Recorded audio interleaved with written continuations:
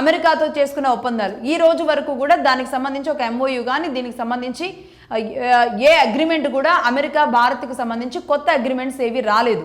దీనిని ఎప్స్టీన్ ఫైల్స్తో ముడిపెట్టి ఆదాని అందులో ఉన్నాడు, అంబానీ ఎప్స్టీన్ ఫైల్స్లో ఉన్నాడు, వీళ్ళంతా అమెరికాతో కొన్ని కంపెనీల భాగస్వామ్యంతో ఒప్పందాలు చేసుకుంటున్నారు, అమెరికాకి భారతదేశాన్ని అమ్మేస్తున్నారు లాంటి మాటలు రాహుల్ గాంధీ గారు లాంటి నోట రావడం అసలు ఎవరైనా యాక్సెప్ట్ చేస్తారా? ఈరోజు భారతదేశాన్ని నిలబెట్టుకోవడానికి చేస్తున్న ప్రక్రియలు ఎన్ని?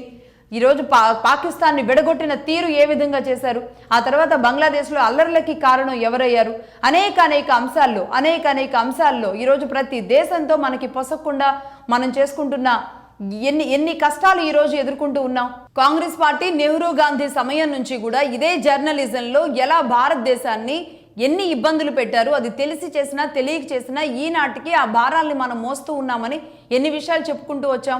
అటు వీటో పవర్ని తీసుకెళ్ళి ఎలా వాళ్ళ చేతుల్లో పెట్టారు, పాకిస్తాన్తో మనం చేసుకున్న ఇది ఏదైతే ఉందో, ఈ కటింగ్స్ ఏదైతే ఉందో, భారతదేశాన్ని కట్ చేసిన విధానం ఈ రోజుకి మనం ఇబ్బందులు పడుతుంది ఈ కాంగ్రెస్ వల్ల కాదా?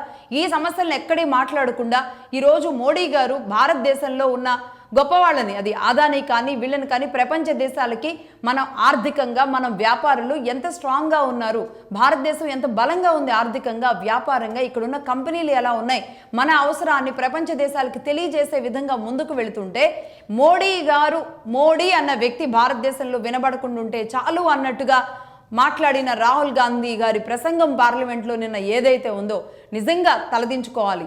ఇదే వీటో పవర్ని కాంగ్రెస్ ఎందుకు వదులుకుంది అనే మాట ఈరోజు భారతదేశం మొత్తం నిలదీస్తే రాహుల్ గాంధీ గారు ఏం సమాధానం చెప్తారు?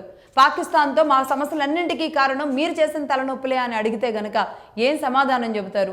అసలైన ప్రధానమైన సమస్యలు మన మెడకి ఉరితాళ్ళులాగా వేలాడుతున్న సమస్యలని ఇదే కాంగ్రెస్ పార్టీ తెచ్చిపెడితే ఇప్పుడు మోడీ టార్గెటెడ్గా ఆయన మాట్లాడుతున్న విషయాల మీద మరి ఏం సమాధానం చెప్పాలి? ఆయన మాట్లాడుతున్న విధానం ఏంటి, ఆయన హావభావాలు ఏంటి, ఆయన దాన్ని ఇంకా తెలుగులో చెప్పాలంటే ఒక రకంగా ఎక్కిరింతలు, అది కావాలని కవ్వింపులు, కావాలని రెచ్చగొడుతున్న విధానం.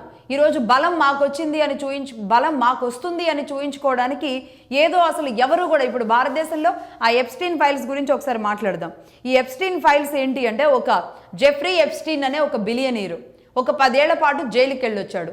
ఎందుకు వెళ్ళొచ్చాడు అంటే, చిన్న పిల్లల్ని లైంగిక వేధింపులకి గురి చేయడం, చిన్న పిల్లల్ని చైల్డ్ ట్రాఫికింగ్ చేయడం, ఉమెన్ ట్రాఫికింగ్ కూడా కాదు, చైల్డ్ ట్రాఫికింగ్ చేయడం, వాళ్ళని తీసుకువెళ్ళి అత్యంత ధనవంతులు పెద్దవాళ్ళు ఇదే అమెరికాలో ఉన్న వాళ్ళ అందరికీ కూడా పచ్చిగా చెప్పాలి అంటే ఆడపిల్లల్ని తీసుకువెళ్ళి వ్యాపారం చేయడం పెద్ద వాళ్ళతో.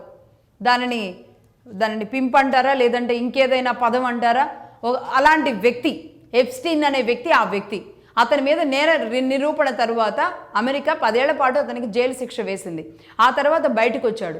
దాదాపుగా 6 లక్షల పేజీల ఫైల్స్ అంటూ చెప్పి ఇప్పటికి ఒక 3 లక్షల ఫైల్స్ పేపర్స్ అని చెప్పి కొన్ని వీడియోలు, ట్రంప్కు సంబంధించిన వీడియోలను కూడా బయటపెట్టి ట్రంప్ గర్ల్ ఫ్రెండ్లు వీళ్ళతో ఉన్నారు, వాళ్ళు వాళ్ళతో ఉన్నారు, ఇలాంటివే అతను చెప్పిన మొత్తం ఇదంతా కూడా దానిని వ్యభిచారం అంటారా, పర్సనల్ డేటా అంటారా? మనం కూడా ఆంధ్రప్రదేశ్లో రీసెంట్గా కొన్ని ఇష్యూస్ చూస్తున్నాం కదా. వీళ్ళందరికీ సంబంధించిన ఈ విషయాలు, పర్సనల్ విషయాల్ని బయట పెట్టడమే ఎప్స్టీన్ ఫైల్స్. ఇదొక అద్భుతమైన ఫైల్స్.